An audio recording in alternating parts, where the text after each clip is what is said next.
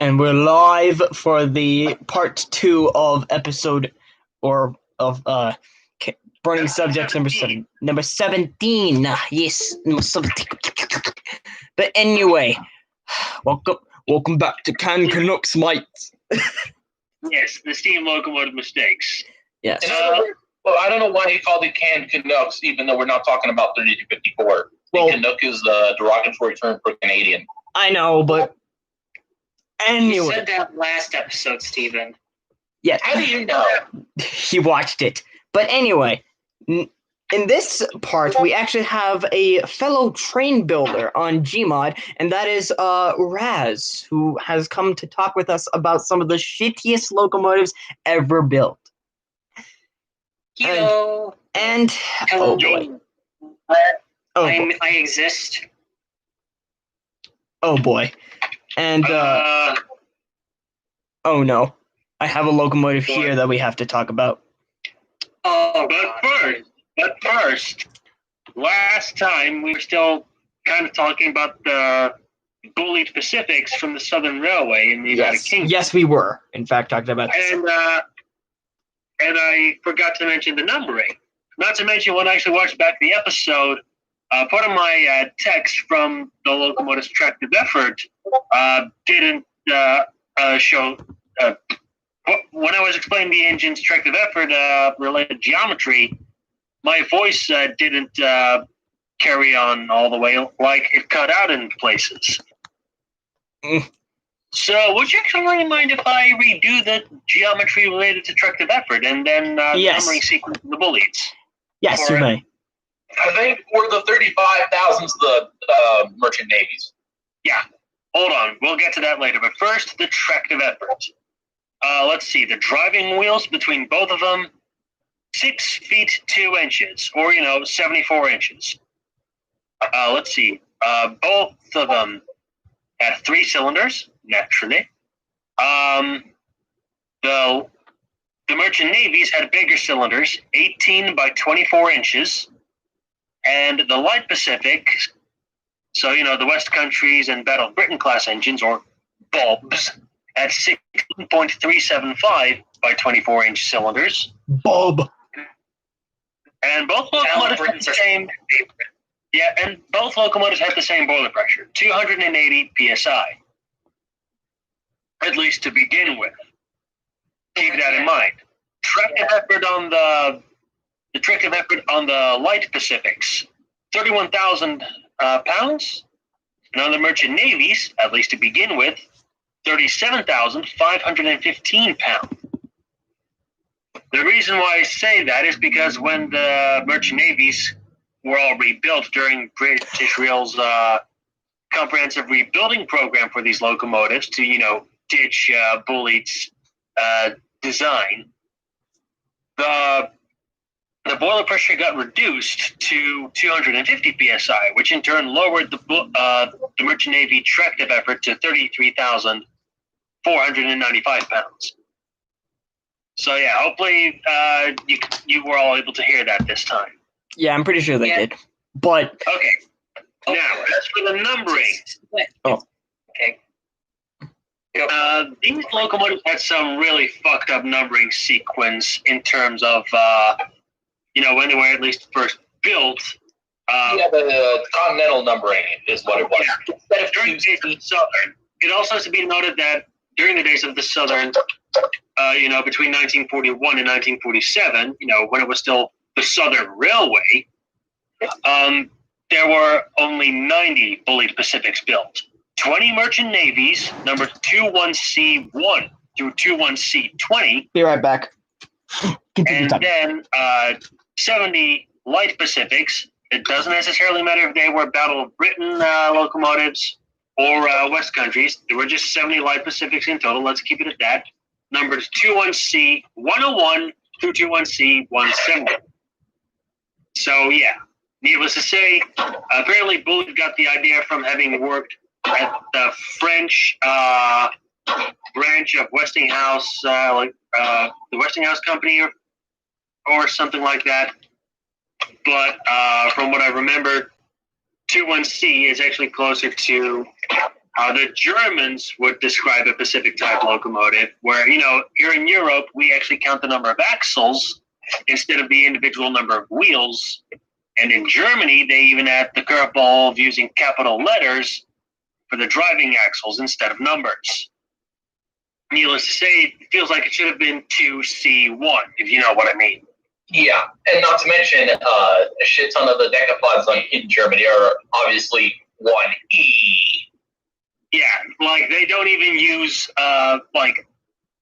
even in Europe, I mean in Germany in particular, I think, they don't even use numbers to describe the number of flipping trailing wheels if the engine doesn't have any.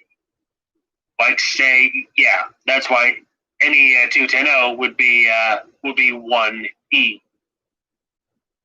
So yes, it's a bit of an interesting little conundrum. But yeah, needless to say, it was a pretty fucked up system in my opinion. It really. So yeah, so when British Rail came along, they eventually renumbered the bullies. And they came up with a 34,000 series for the Light Pacifics and a 35,000 series. Wait, did I say 35,000 twice? In case I didn't verify myself, yeah, a 34,000 series for the Light Pacifics and a 35,000 series for the Merchant Navies. And obviously also a 33,000 series for the Q1 class 060s, which were numbered C1 through C40 in case you were curious, but they weren't necessarily bad engines. Well, in terms of looks, but then again, looks are subjective in this case. We're talking about engines that were mechanically crap, but that I mean, the Bully Q1 was actually the sole survivor was actually successful enough to actually operate in preservation. Yeah.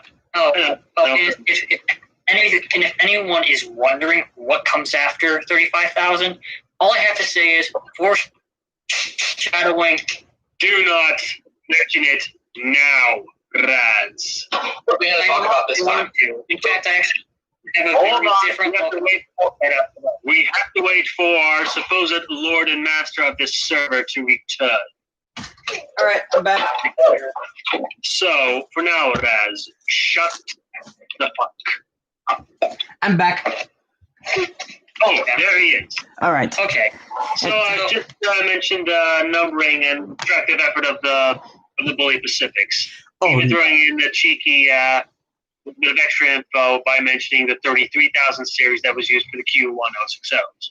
Okay. And the sole survivor of the Q1's operating in preservation. Obviously, I said that again. I feel weird for saying that again, but whatever. Okay. So Raz there to mention the 36,000 series, which means we already have to go to something truly despicable and not good. We have something better for us to mention. Something better. You guys might start being like, wait, that's not a canned Canuck. Many of those were built. But they had a very serious design flaw that I'd like to mention. Very serious. Russian decapods. They had a very big design flaw. So, What? Yeah, they did. The Southern Railway in the United States actually had a couple of Russian decapods, and after the war was over, they got rid of theirs right away because of one reason. Well, converting them over to 4 foot 8.5, they did a big fuck up with the brake rigging. It was still the brake, like what? And The brake therefore, rigging was still. absolutely destroy switches. So the brake rigging was Destroy the switches. still in the original spec for like what is it? 5 feet or 5'2"? Well, they did it. Well, technically, they did. The fuck up was on the drivers because somehow when they converted them back over, they couldn't iron out all the kinks, and whenever they destroyed switches, not by wheel slip, but by destroying their own wheels. They have a tendency to lock up on switches. Yes, Frisco 1630 has this issue. What? Every Russian decapod has this issue. Hence why the Southern got rid of theirs immediately for some favorable in power, like a Makata, considering the Russian decks were also underpowered. 47,453 pounds of track compared to the canned Kanook, aka 3254, 3,150 pounds of track. 33,000? 53,000. 53,000. Oh. Did I say 33? If so. Your voice kind of got cut out, so it didn't even sound like you just said 3,000. That would have been underpowered as fuck. Oh, okay. So with that out of the way, here's for a true canned Canuck. No! Gorbunador, or how the hell you say it? Oh, yeah, the supposed super mastodon, a 410. But for whatever reason, Wikipedia calls that a mastodon. They just call the 480. They call the 480s 12-wheelers for some reason. Okay. Well, guys. Gobernador. Guys, I have a very interesting canned Canuck to talk about. Well, if you guys are done with this one yet. Okay. Hit us with it after we talk about the 410L. The problem with this is that Gobernador. for a locomotive its size, it had a beast. It had a pretty good amount of tractive effort. It was built in 1884 and had a tractive effort of 34,546 pounds. Okay, that's as much as a freaking Canadian Pacific G5. Really. It says here in steamlocomotive.com that it's only 31,961 pounds. Wow, I can't believe that 425 has more tractive effort than that, like 35,000. No, a fucking M-class Mastodon has more tractive effort than that, you know? Like 40,000 pounds. Same with 69. Keep in mind, superheating. It was saturated. Hundreds, I know. Keep in mind, flipping 1884. And let's see, the geometry related is 57-inch driving wheels, a pretty low boiler pressure of only 135 psi. So that could explain a lot. And admittedly, badonkadonk cylinders of 21 by 36 inches. Yeah, this thing has huge honking cylinders. And it was a failure because every time this thing tried to climb up the hill in the Sierra Nevadas, it'd run out of steam. Kind of similar to a certain thing that Andrew hates a lot. We'll talk about that in a little bit, but... Who should we talk about next? Hang on. I feel like I have to put on a special bit of music for this. I also have I have a book in front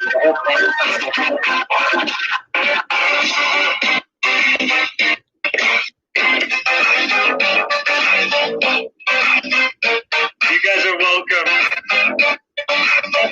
I need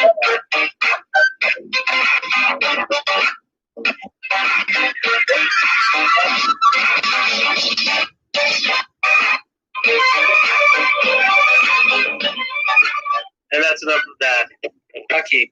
By the way, in case you were curious, the freaking El Gobernador was also built for the flipping Central Pacific. Yeah, the Central Pacific Railroad, one of the friggin' Basically, it would later become the Southern Pacific. Yeah. Holy crap! I just looked up its road number. Apparently, it was numbered flipping 237 at one point. Later on, And then it became number 2050 at one point. as I was saying, later on, the Southern Pacific would add an extra trailing bogey to that wheel arrangement, giving us the 410-2. Their dialogue cut out for us at that point. Yeah. So that explains why Raz had to say it again.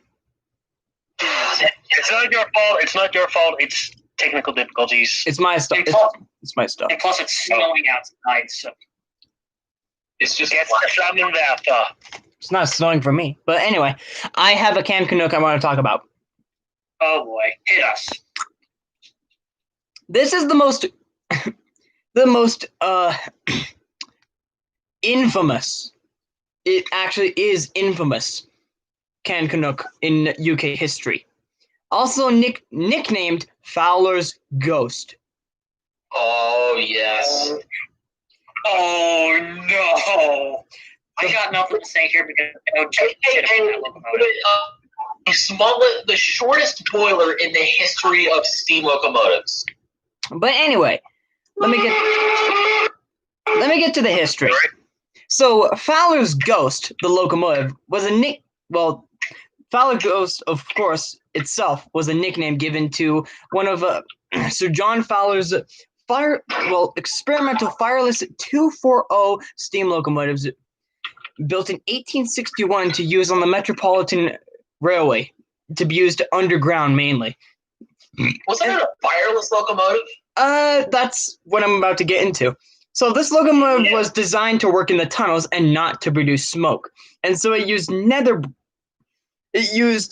bricking along in the smoke box to prevent too much smoke from going through the exhaust.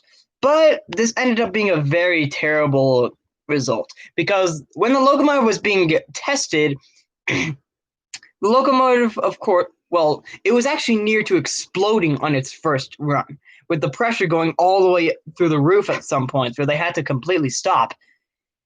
Sounds like Fury. Yeah.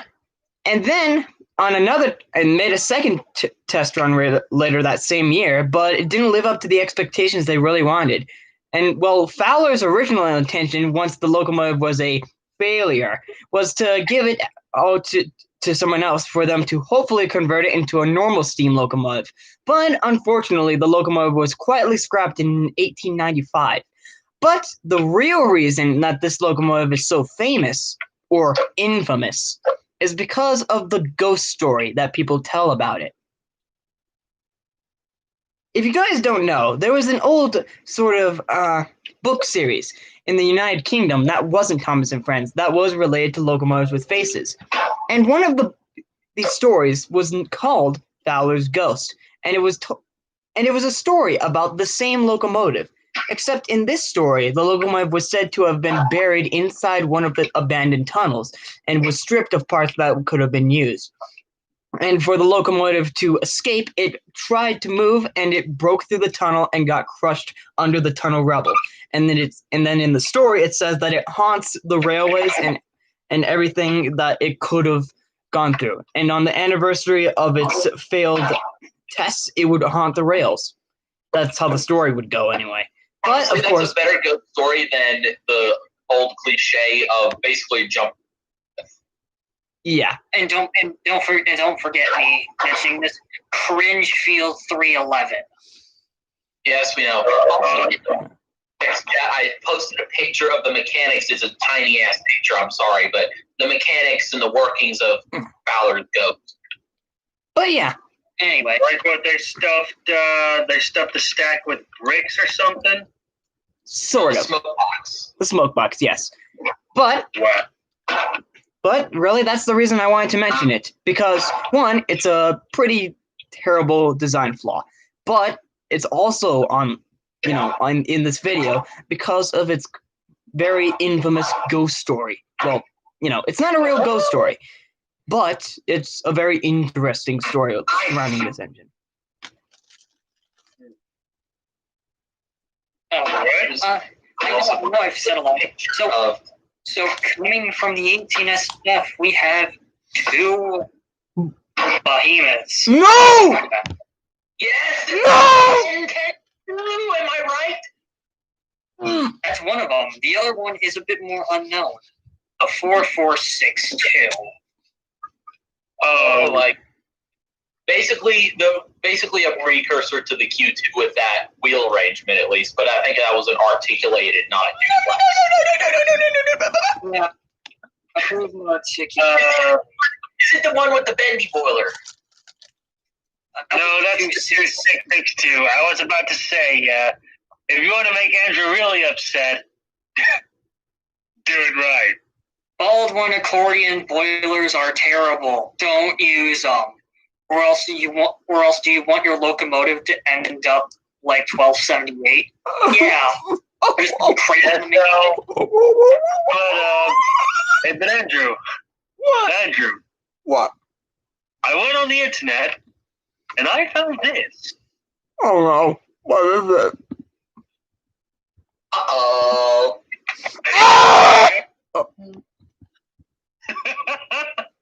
Wait, no, I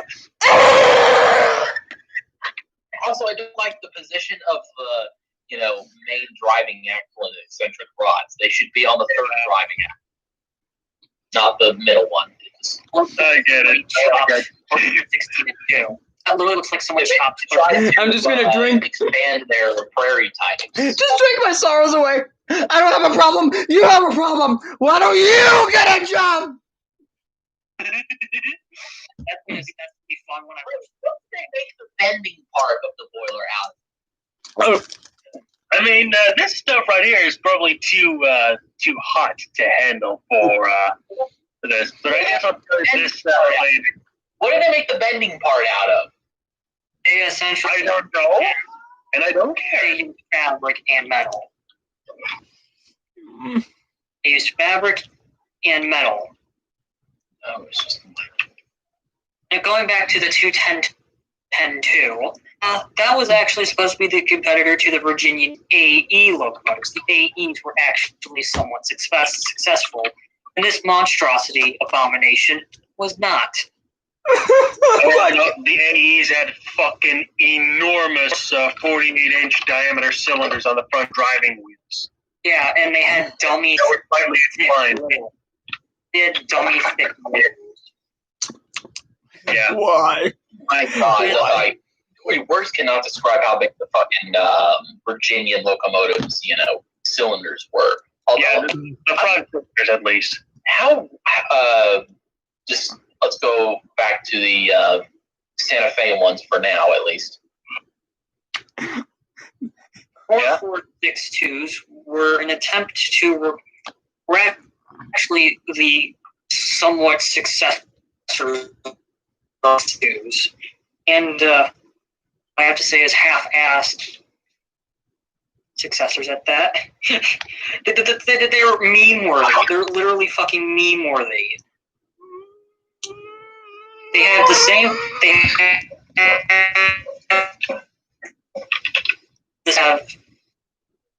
They basically have this. They basically have a worse performance than a generic USR Light Mikado.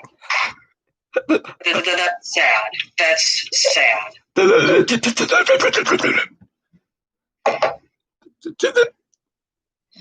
Terrible. Basically, they would run. I don't know. They would run out of steam really quickly or something like that. I don't know, but they were like. I don't know. I haven't read the fucking page about them yet, but yeah, and they were also Malays. So what the fuck? Terrible shit. I'm surprised that they're Malays. I mean, when were they built? Like 1909. Yeah, so obviously simple articulated weren't the thing until like 36 or something. Yeah, 1936, when Union Pacific introduced the Challengers. Anyway, I had to preserve the better ones at least. Yeah. yeah, Theoretically, if Union Pacific picked better Challenger, they wouldn't have had to deal with too much damage to their tracks or something like that, because it's a very light Challenger. It can still haul a shit ton. It's a little bit lighter. That's very true. So, time to get to part of the meat and potatoes of this, being the Delaware and Hudson high-pressure locomotive called the LF Lorry, or as I like to call it, a mastodon that watches you in your sleep. What? The worst and basically the ugliest and most unsuccessful mastodon ever in history. Can I see a picture? Dude, Put it in the U.S. locomotive chat in this server. the LF lorry was actually a success as an experiment. Picture of the crew with the prototype. Copy the image. It was basically a prototype to see, like, hey, Roosevelt. I wonder how much coal we could save with building a high-pressure locomotive. What was 4 goddamn cylinders at that? Here, look at this. Logan USA locomotive. Don't worry, those engines, I believe, were rebuilt into Santa Fe types. Only one Santa Fe type remains from the Santa Fe. 940. Wait, what? Where? Wait, you didn't show me a picture of that mastodon. Also, let me get it.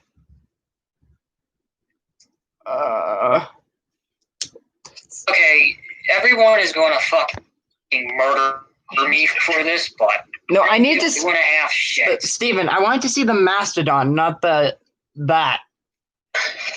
Okay, yes, just show them the fucking mastodon already, and not a good mastodon either. It's absolutely ugly, if I'm completely honest. A lot of Delaware and Hudson locomotives are ugly. Of course, if Owen was here, he'd be like, "Oh, come on! What about their K62 Northerns?" No. I They kind of look like aliens. I showed Owen that, and he was like, "What the fuck?" Terrible. Why would you put it? Why is it? It's like it's trying to be a duplex and also be. I don't know what. My God, tender Is that? Tender would rival the 433's tender. Not to mention the look. Once you got your hands on it, I know. But That thing can Slot for the bell too. I'm gonna be right back. booster truck on the tender. Booster truck. dangerous to bump it. You mentioned that this thing kind of I found a picture of the sole surviving Santa Fe type in revenue service. with the compound cylinders, of course.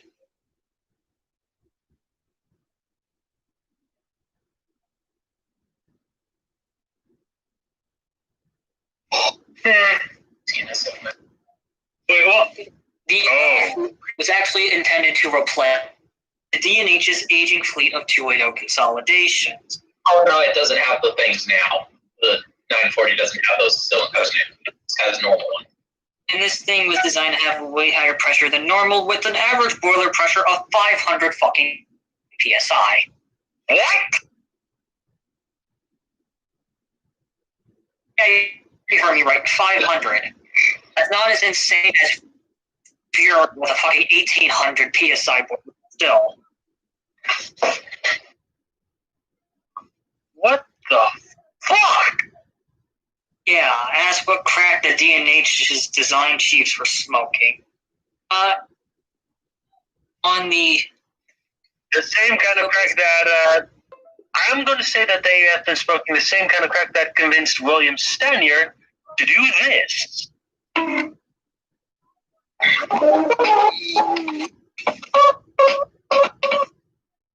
But for a Mastodon, this thing was actually pretty impressive. Like, 75,000 pounds of tractive effort. What in the ever-loving God?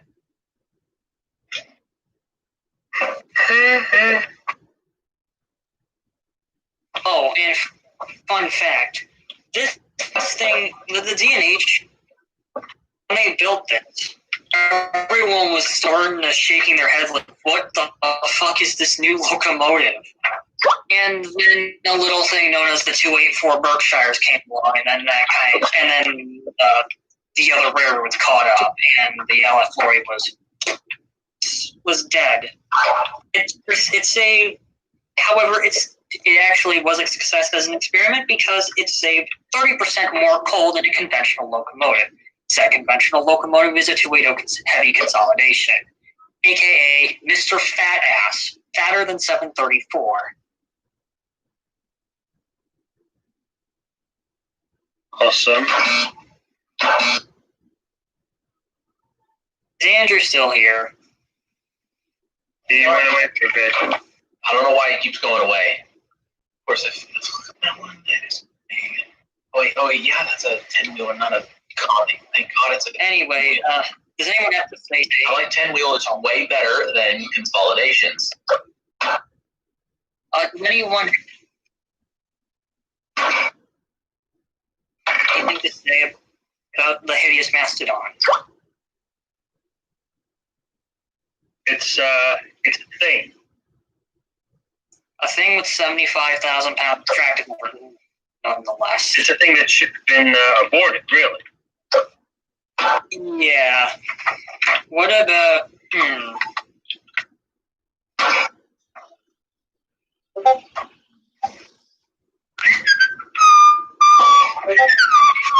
I'm back.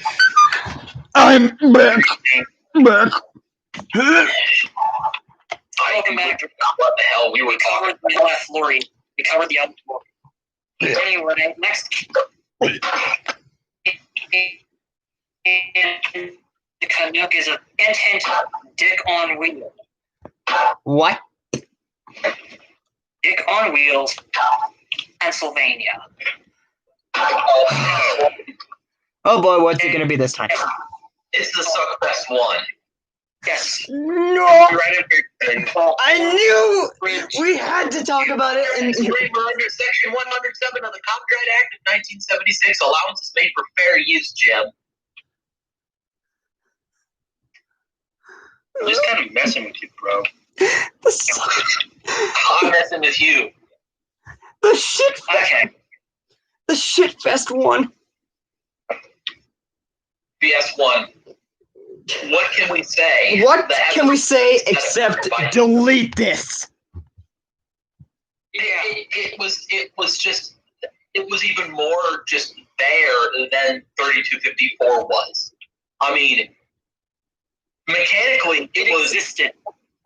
Cosmetically, it looked way better than the titular Mikado, but it functioned far worse than the titular Mikado, at least when the Mikado was in revenue service until that head-on collision.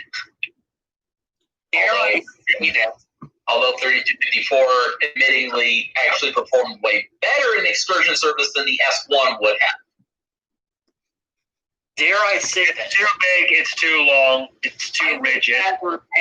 There's not enough weight pushing on the drive wheels. It was only able to operate between Chicago, Illinois, and Crestline, Ohio. Look, you guys need to know this. The S1 in total was 146 feet long, and that is larger than the fucking big boy. Yes, we know that, but some sources state that it was only 141. Well, either way, it's still bigger than the big boy you read. It's not as big as the John Henry from the NNW. Yeah, that's actually. That thing is. The fucking John Henry was 161 feet long.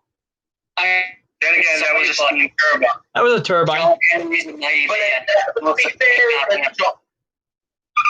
But to be fair, the John Henry was actually a lot more successful than the S1, despite being far longer.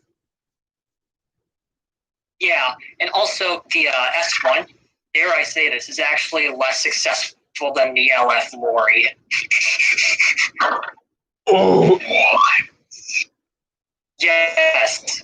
This thing, the S1 has 71,900 pounds of tractive effort, basically same amount as a C&O Kanooks, plus 2,000. And the LF lorry has 75,000 pounds of tractive effort. Oh, And the LF lorry is a goddamn mastodon. Granted, it has 4 cylinders, but still, that's a lot from mastodon. Anyway, I had my fair share of canned Kanooks, and I do not want to get to the meat and potatoes in this. As in, actually, you know what? One of you, someone else here, actually just pick canned Canuck for us to talk about, because I've listed off way too many at this point. how about you get to mention Bully's leader? Yeah. Well, yeah. Talk about We're saying that when we get Jim, can I talk now? yes, go for it. Jim probably does not want to talk about this locomotive, so I guess I will do the bulk of the narration for the parts about the leaders. Are we going to do the leaders now, or what? Are we going to do something else first? Well, let's just get this fucking over with. Bully's leader. Yeah. There's only one of them. Like only one of them was ever completed. Number 3600, 36,002 was like, it was close to being finished. At 36,003, didn't get its casing, and the last two, 36,004 and 5, were nothing more than just their frames. Oh my god. The list is so fucking long with the flaws that this thing had. I think they were meant to replace M7, like 044 tank locomotives on branch lines. Yes. The London and Southwestern M7. AKA, basically. How the fuck does this count as a good substitute? I don't know. They probably assumed that would work better. I mean, how long was the leader anyway? Don't know. Don't care, mate. Let me actually look it up. In a nutshell, the leader is one of those locomotives that we need to forget. What? At the same time, not forget, just so we can remember how shit it was and not to fucking make that same fucking mistake again. Yeah. I'm just remembering here. The length of the locomotive was 67 feet long. Let me look up the NNW. Class M. NNW Class M was, okay, so the M class's length was, 74 feet. So, yeah, the leader was obviously not as long as the M class from the NNW, but the engine was like Steven, instead of comparing it with the NW M7, why don't you compare NW M class, because it was used in branch line service. I mean, okay, I kind of made a fuck up while trying to say it, but instead of doing it with the NWM class, why don't you compare it with the M7s that they were actually intended to replace? That's what I was going to do. The M7s were, I wish I could click on wherever the links are for the, here we are. Let me see. The M7's locomotive weight was 60 long tons of, 134,000 pounds. And this one was, the leader was 150 long tons or 168 short tons or whatever. I honestly wish that it said it in imperial stuff. Obviously, I'm used to imperial stuff, saying pounds and all that stuff. But anyway, the engine was twice as heavy as an M7. Obviously, the engine more than likely never even got to run on a branch line. The engine had two cabs, one at each end, plus a third one, which we'll get to. Basically, the two cabs on either end were basically, they were supposed to make things easier for the engineer. But the third cab was for the firemen, and there was only one entrance or exit, whatever. Like basically one door on the side and a small window, I think, right next to the door is what it looks like. And basically,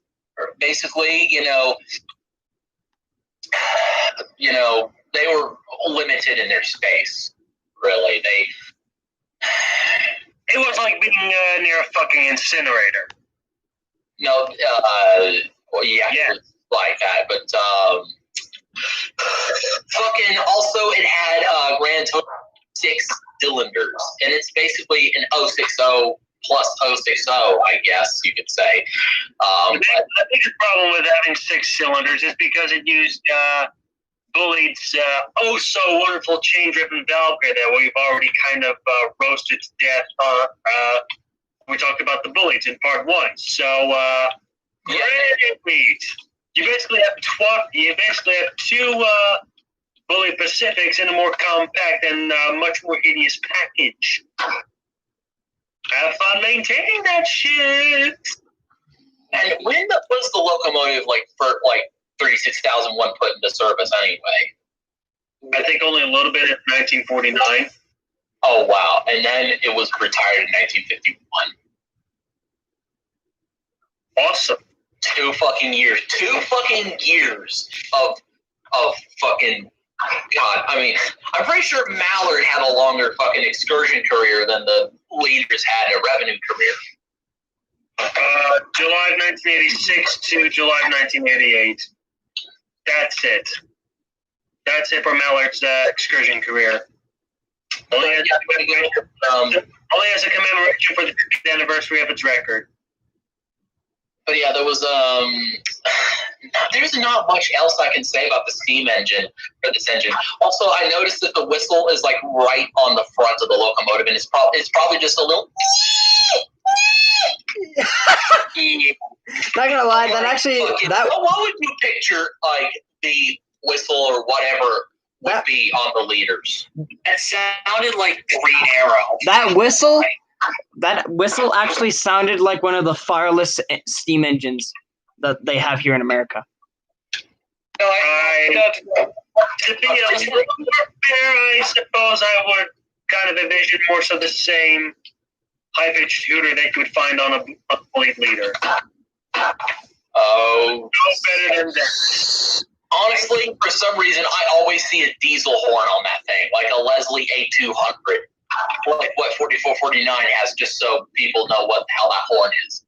Or something, like basically an air horn. How fast did the locomotive, what was its top speed or something? I don't even know what it was top speed. It was slow. Low. Which is kind of ironic, because whenever I run a train on Rosebud, I usually have a leader up sometimes. Why would you even have the audacity to run that horrid thing? No. When I try and run a train on Rosebud sometimes, there's usually someone who comes up behind me in a fucking Bullies leader going 90,000 miles an hour. It slams into my ass. By the way, also, Kinky. I just read some sad news in Raz's.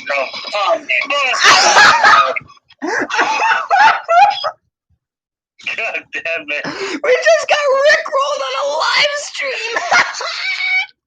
Someone in Raz's server basically trolled us all in that server by posting a fake news article that Asian dude of the whole Pog thing had passed away. But no, he rickrolled us. Oh, and then it can't be true. Yeah.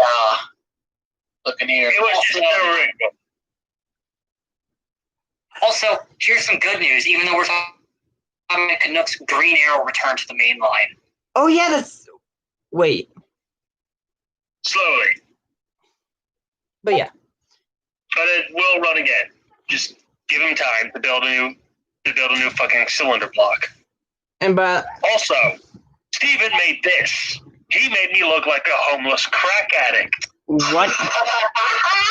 In memes? I just basically, you know what face tap is, right? You know what face tap is? Yes. It's like a. Okay. So you look more like a hit. Hey, dude. Peace, man. Hey, Bro, Sidon, go to the bro thing, bro. Catch the wave, bro. I need to eat some burritos. Burritos. Time to get to potato say, or should I say, banana? Banana? Why? Fuck you, you're talking about minions, aren't you? No! No. Banana. Minions are evil. Minions are the definition of evil. Facebook ruined Minions! And they were never funny in the first place! Minions aren't funny! Ohio banana. Oh. Oh, that Hudson, that that horrid Soul Survivor that I put on. Oh, that engine was unsuccessful. No, Duh! But the even bigger C&O banana. Wait, what? Oh, the sacred cows. Yes, the sacred cows. Wait, I haven't seen it. I need a picture. I need to see it. The M1 steam turbine. I need to see it. Literally just a yellow John Henry. I need to see it. Send me. Hold on. I'm already on it. Owen hates those engines. Like, he fucking hates the fuck out of them. Hold on, let's see where USA locomotives. Let me see the wheel. The wheel configuration. Never mind. Check. Also, fun fact, since we were talking about 490 a little bit earlier, 490 in F-19. Let me see here. And it would seem like it lost its sanity. Basically, they were called sacred cows, as I said. There were only 3 built.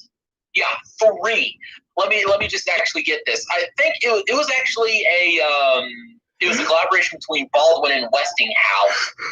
Apparently, it was actually supposed to pull a streamlined train called the Chessie. Unfortunately, the Chessie Streamliner was canceled in let me see here, 1948, I believe. I'm not exactly sure, but the Chessie never came into fruition.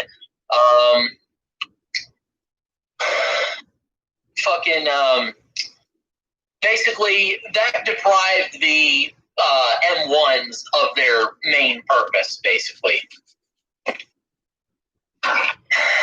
So yeah, the C&O canceled the Chessie in 1948, so it never existed before it ran in revenue service, depriving the M1s of their reason for existence, and the M1s themselves proved expensive to operate and mechanically unreliable. They spent their short careers operating between Clifton Forge and Charlottesville, Virginia. So yeah, they did operate in my home state, huh?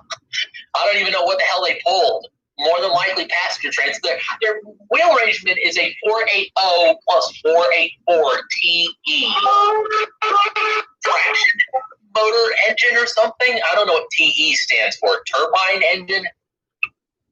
I think it's turbine engine. I don't know. Okay, the boiler pressure was 310 psi. Not as bad as the Fury. 310. I mean, that's reasonable. That is the Look at the length. The length of what? You do remember that if you wanted to calculate fuel restrictive effort, that the initial boiler pressure of 250 psi was good enough? Yeah. After we're done with the banana. Anyway, there's the length of the engine was 154 feet long. Ay, caramba. Where's the picture?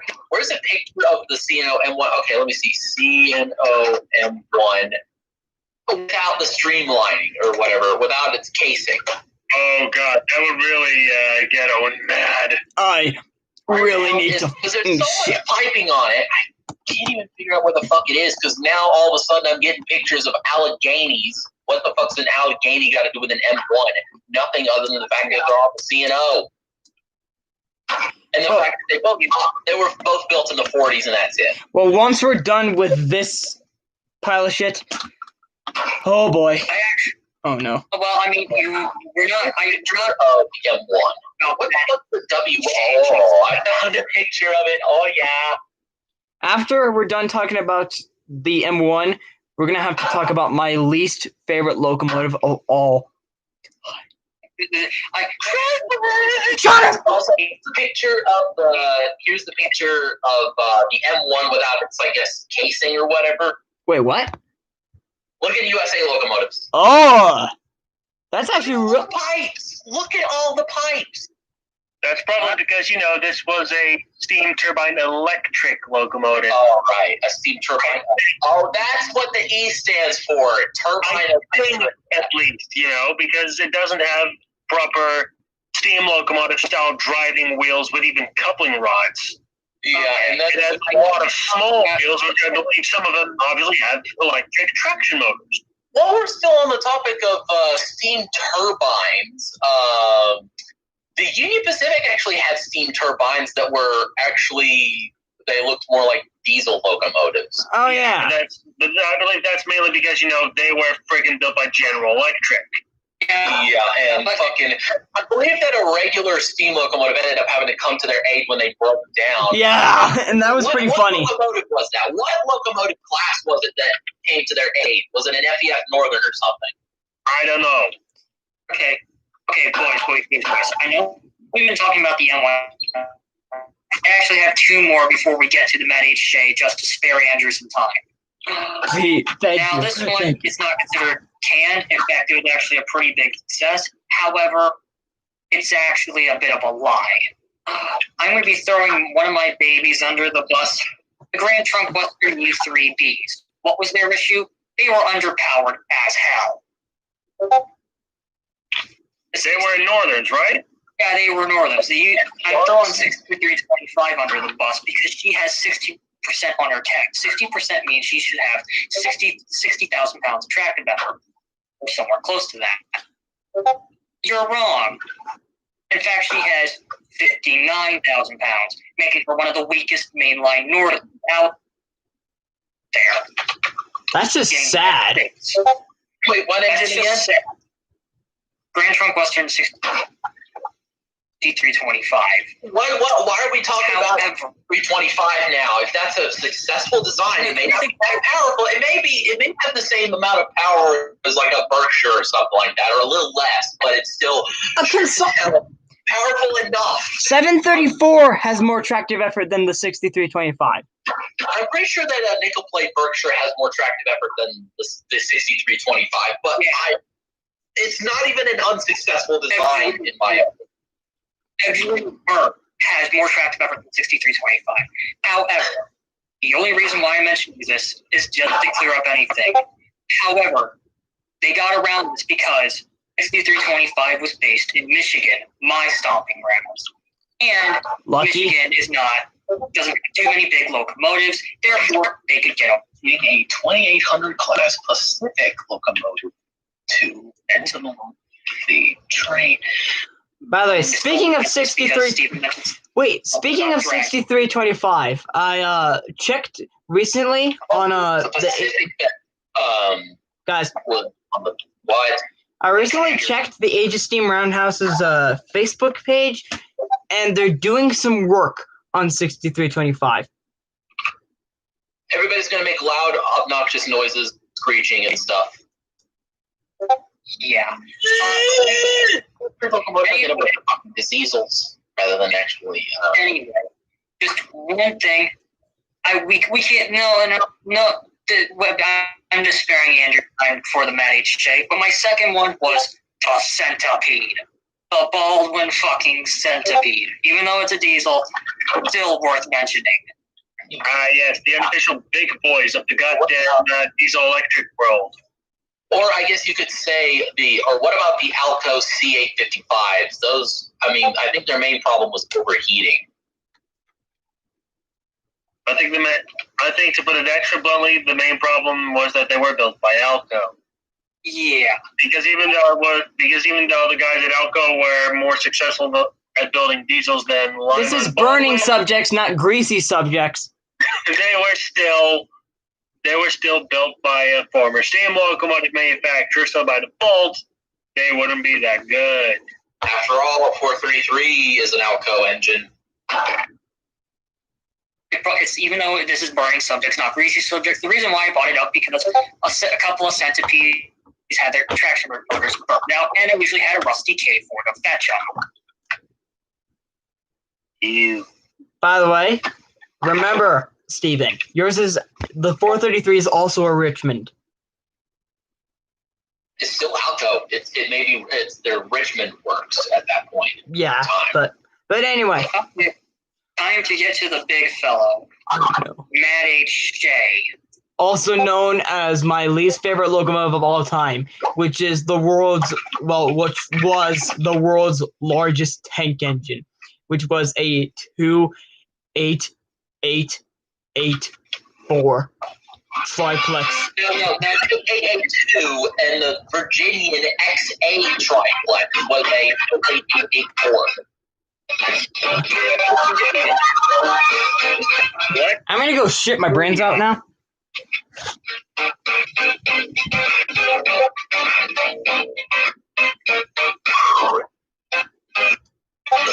Hold on. First, we need photographic proof of this.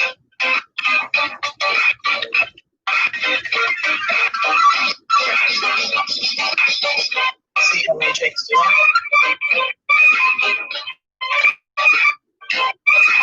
There we go. That's a Virginian XA triplex right there. The larger triplex, or longest, I guess you could say. Where's that model of the locomotive when it was? Here we are. Link. Boom.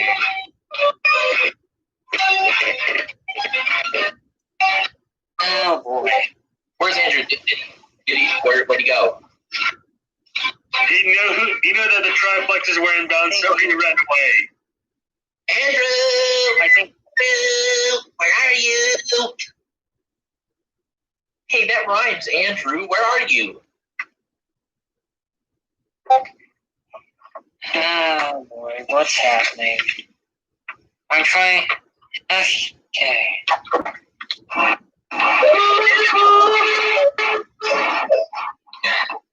I'm not talking about.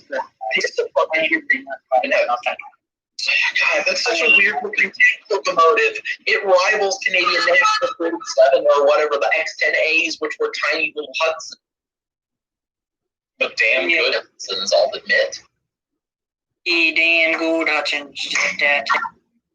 Best Hudsons are the H1Bs from the CP. Changed my goddamn mind. Of fucking course they are. Love them. I don't even know if those are if those were actually streamlined or not, or if those are the Empress class Hudsons, as I like to call them, because, well, Empress is called Empress. And they're steamships, but I call it the Empress class. Apparently, while we're still talking about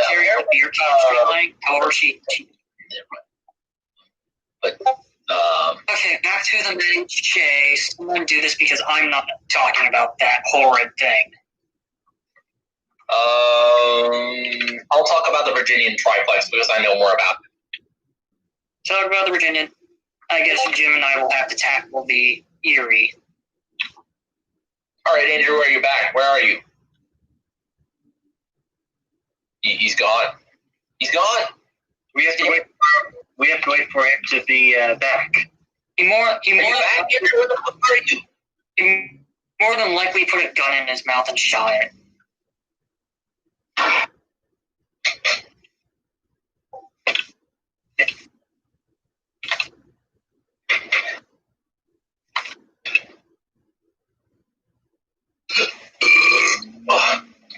Are we going to wait? At the moment, what I'm doing at the moment is rebuild that best German Class 44 locomotive that I accidentally got rid of. I'm almost done. What has canned Kanooks evolved into? Heaven only knows. Heaven only friggin' knows. Well, I know what it can turn into. Well, let's just carry on. Let's just get the triplex out of the way. Let's just get it going. I know what this can. But guys, I know what this can freaking grow into. Like, I went on the internet and I found this. I'm back. Is it over? No. We were intentionally waiting for you to come back. No! Yes! I want to talk about the Virginian triplex. Wait, before anything, can I? The fucking the Matt H. Shea or whatever the fuck. And the other conventions which didn't carry any road names. You guys waited for me. Yeah. You waited for me for something I didn't want to do. I guess Guess what? Guess what? It was my idea. Fuck you, Jimmy. Okay, well, let me just go ahead and talk about the Virginian triplex for a little bit. The Virginian triplex was classified as an SA and built by Baldwin in 1916. It was intended to be a banking locomotive like Big Bertha or the LNER U1 or whatever. But it was riddled with flaws. It was the only 28884, I guess you could say triple Berkshire, ever built in the entire world. And my God, with its top speed, it honestly would actually be perfect at Cass. Because it could only go like 5 miles an hour. Because of the 6 cylinders basically just fucking consumed basically so much steam it couldn't go any faster. And the engine, I believe the firebox was actually the same size as the small-ass boiler that it had. And it had high maintenance costs as well. Obviously, the rear set of drivers beneath the tender suffered from wheel slippage more than likely. So only 4 years into its career, it was rebuilt into a 2880 number 610. No, we're not going there. But look at the coal. It's still retaining the same damn. I posted it in USA Locomotives on this server. Basically, there's a model of the Virginian triplex once it was rebuilt into a 2880. And I'm pretty sure the other half got built into a consolidation. No, it was the Mikado. It was the Mikado. Oh, not a Connie, thank God. But there it is in like basically after it was basically. I wouldn't really say it was cut into 2 separate locomotives like what most people say. Also, I think that also the dynamo is in a really odd spot. If you notice where it is. yeah, It's right on the front. I guess Over the smoke box door. yeah. There's but look at how tiny the fucking coal bunker. Look at it. I mean, Richard Hammond could fit in there. I mean, if you remove the coal bunker, you would have a really good auxiliary water tender. and that looks like It looks more like a fucking Twinkie on wheels, or suppose it yard slugs. You know what? I'm not saying Twinkies, but You know what? whatever. I need to roast this thing. You know what it really looks like? What? It looks like it was supposed to be born with like 2 locomotives, and then the other locomotive didn't make it and merged into its dominant brother. God, that's dark. Either that, or it looks like his brother accidentally went so fast that he went inside of the other brother. Mm. No. That tender just looks like a fucking shoe. It literally looks like a fucking shoe. It looks like if you gave Baldwin Locomotive Works crack, ketamine, and cocaine at the same time, It looks more like this is what you would give. Baldwin was smoking pot. I don't fucking know. They were probably really high, or they're probably really drunk. No, they probably just added. No, they probably just added spiritual and you're my huge switcher, and they're like, "Hey, let's put it on the back of this. We're too lazy to make a new one." They probably were so fucking drunk on. They were probably so drunk on gin that they fucking vomited all over the blueprint. Just were like still drunk and just looking at it. Oh, that's a good design right there. It looks like if Baldwin Locomotives sent out an employee who had permanent drunk eyes to look at one of the big boys' articulateds and send them back some inspiration, and this is what they got.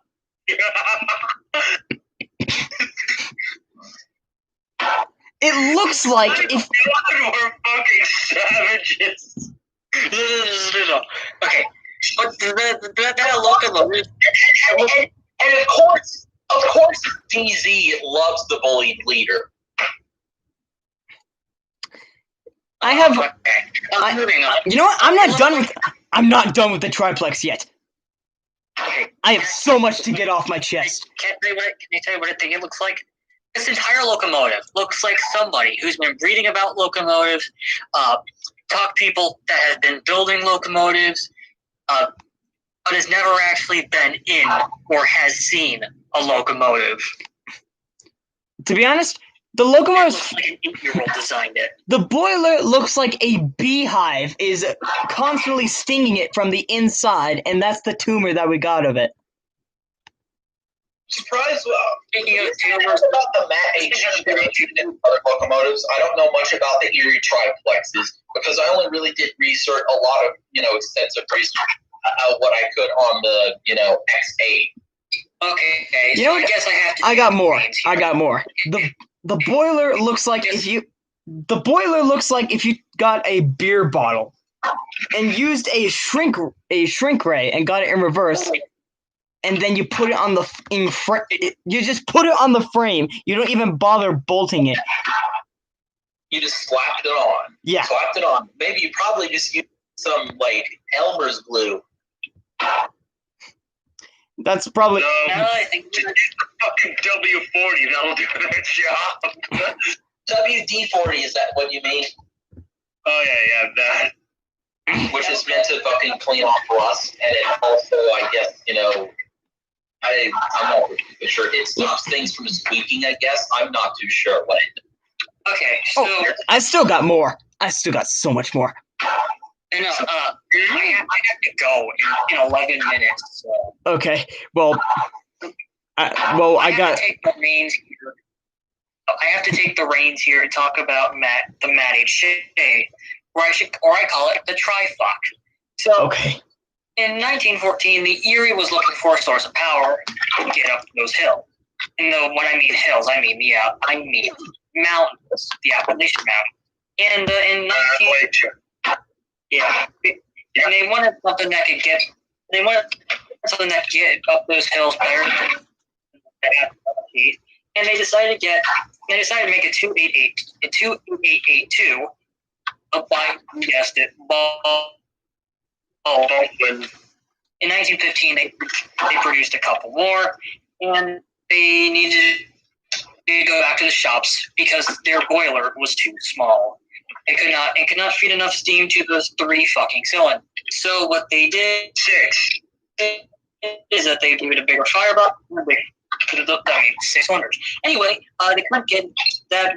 They needed to make the boilers thicker, so basically making it even chunkier than it already is to possibly destroy even more switches in the process. And then you're, you know what? Fuck it. We're just gonna have these as bankers. And what a fucking banker that would. The LMS had and NC and STL had fat consolidations. And then the Erie had this. This is just wordless, really. They were overcompensating for something. Yeah, they're small penises. Oh. They tried to make power. Yeah, this is literally overcompensation long shot. It looks like if a child was accidentally born. There's this running joke where when it comes to the size of someone's car, it's actually reversely proportioned to their penis. Yes. Take a look at the. One of those. Yeah, but another thing that I'd like to point out is that it looks like another birth defect where it was supposed to be 3 Mikados, and wouldn't you know it, they fucked it up. And look at this, what you got. This is what you get, and then you got the 3 heads just screaming. It's like,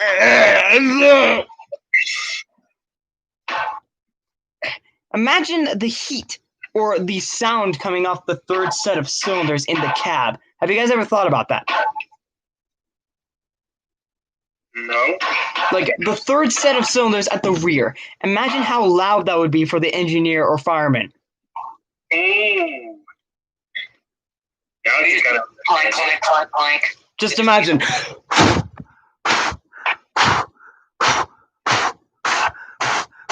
Would that rival 1522 or 425 stack talk? I'm pretty sure it would rival every locomotive in the world. And okay, so my opinion on what the shit looks like an orangutan's cock, specifically Jeremy Clarkson. I got Jeez. Jesus Christ. Tonight on Bottom Gear. we're gonna roast the triplex to absolute death. It's literally like Jeremy Clarkson's cock that got whacked by a baseball bat, and said baseball bat wielder was James May.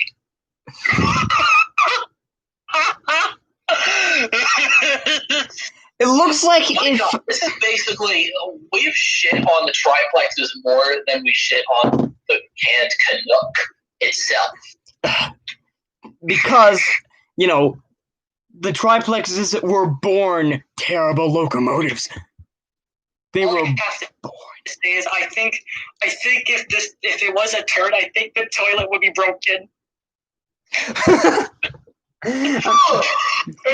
Well, it looks like most people say that the world's largest piece of shit is 12.3 inches. But no, the world's largest piece of shit is actually not even made of shit. It was made of iron. If someone called my name outside the false alarm. Somebody also mentioned a toilet earlier a few seconds ago. Yeah, that thing would break every toilet it tried to go down. It would clog every toilet. Yeah, I never saw that electric. Oh, Hammond uses a fucking toilet. And James commits arson. Warning, show budget does not exceed 23 yet. Good evening, guys. Promo code revving my wife tonight.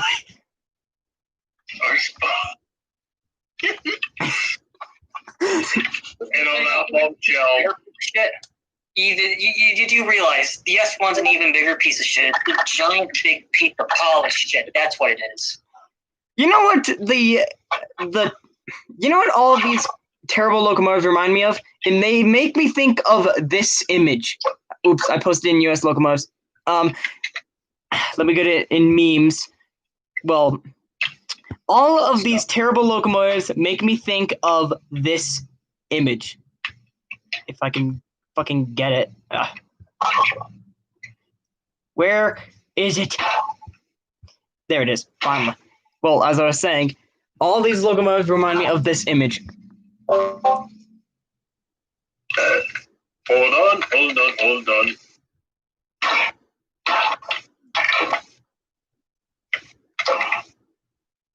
See where?